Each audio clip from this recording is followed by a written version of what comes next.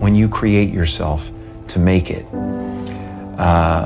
you're going to have to either let that creation go and take a chance on being loved or hated for who you really are, or you're going to have to kill who you really are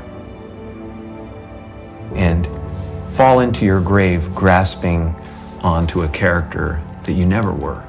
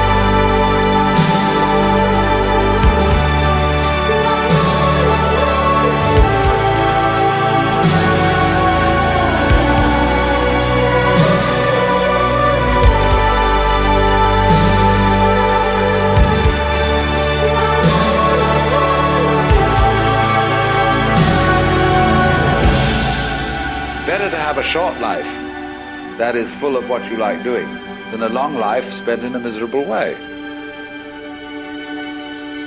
And after all, if you do really like what you're doing, it doesn't matter what it is, you can eventually turn it, you can eventually become a master of it. Therefore, it's so important to consider this question: what do I desire?